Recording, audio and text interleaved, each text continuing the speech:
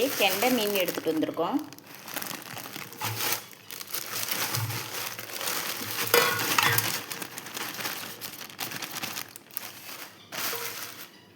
இது மீன் முட்டை. மிக்ஸி ஜாரில் தேங்காய் சேர்த்துக்கலாம், பெரிய வெங்காயம் சேர்த்துக்கலாம், தக்காளி சேர்த்துக்கலாம், கொஞ்சமாக வெந்தயம் சேர்த்துக்கலாம். அரைச்சி எடுத்துகிட்டு வந்துடலாம். இப்போ அரைச்சி எடுத்துகிட்டு வந்தாச்சு. இதை இதில் கொட்டிக்கலாம். இப்போ இதில் கொத்தமல்லி தூள் சேர்த்துக்கலாம், மிளகாய் தூள் சேர்த்துக்கலாம், அரை ஸ்பூன் மஞ்சள் சேர்த்துக்கலாம், தேவையான அளவு உப்பு சேர்த்துக்கலாம். புளி ஊற வச்சுருந்தேன், இதையும் கரைச்சி அது கூட சேர்த்துக்கலாம். இதில் புளியும் கரைச்சி சேர்த்தாச்சு. எல்லாம் சேர்த்து கலக்கிக்கலாம். மீன் குழம்புனாலே மண்பானை தான். இப்போ இன்றைக்கி நம்ம மண் சட்டியில் தான் செஞ்சுக்க போகிறோம். எண்ணெய் ஊற்றிக்கலாம்.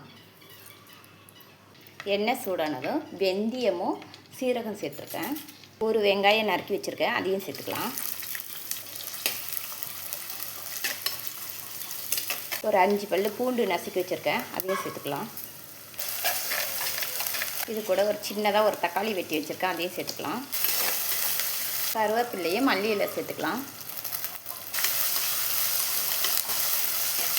இதுக்கு தேவையான அளவு கொஞ்சமாக உப்பு சேர்த்துக்கலாம். நம்ம ஏற்கனவே குழம்புலேயே உப்பு சேர்த்துட்டோம். இப்போ இதெல்லாம் கொஞ்சமாக மிளகாத்தூள் சேர்த்துக்கலாம், ஒரு 1/2 ஸ்பூன் மாதிரி. கொஞ்சமாக மஞ்சத்தூள். நம்ம கரைச்சி வச்சுருந்த சால்லாம் இதில் ஊற்றிக்கலாம்.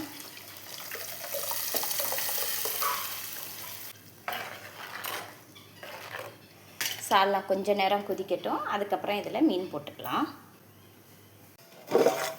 இப்போ சால்லா நல்லா கொதிக்குது.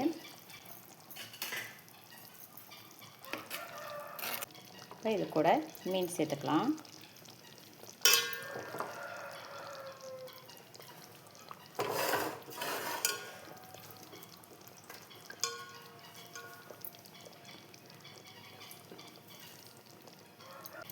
மீன் மண்டையும் வாலும் தான் இன்றைக்கி போட்டு குழம்பு வைக்க போகிறேன். பாக்கி மீனை வறுக்க போகிறேன். மூடி போட்டு ஒரு 5 நிமிஷம் அடுப்பிலே இருக்கட்டும், இறக்கிக்கலாம். அவ்வளோதாங்க, மீன் குழம்பு ரெடி ஆகிடுச்சு. இப்போ மீன் முட்டை செஞ்சுக்கலாம். ஒரு பேன் வச்சுக்கலாம், எண்ணெயை ஊற்றிக்கலாம். பூண்டு இடித்து வச்சுருக்கோம், இதை சேர்த்துக்கலாம். 2 பச்சை மிளகாய் நறுக்கி சேர்த்துக்கலாம். ஒரு வெங்காயம் சேர்த்துக்கலாம். கொஞ்சமாக கருவேப்பிலை சேர்த்துக்கலாம். இப்போ கொஞ்சமாக மஞ்சத்தூள் சேர்த்துக்கலாம், மிளகாத்தூள் சேர்த்துக்கலாம். இப்போ மீன் முட்டை சுத்தம் பண்ணி வச்சுருக்கோம், அதையும் இது கூட சேர்த்துக்கலாம்.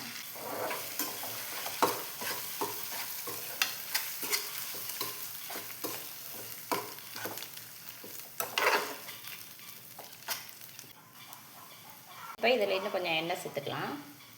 காரத்துக்கு கொஞ்சமாக நம்ம மிளகுத்தூள் சேர்த்துக்கலாம்.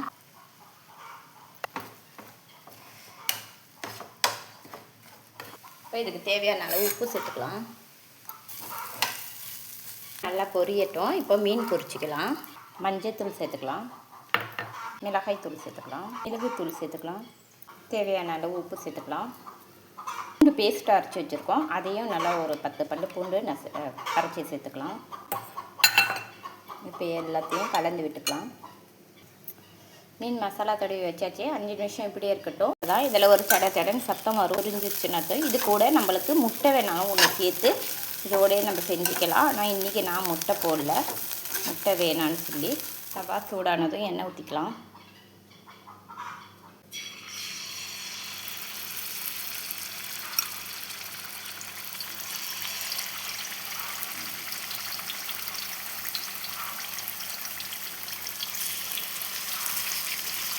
எண்ணெய் திருப்பி எடுத்துக்கலாம்.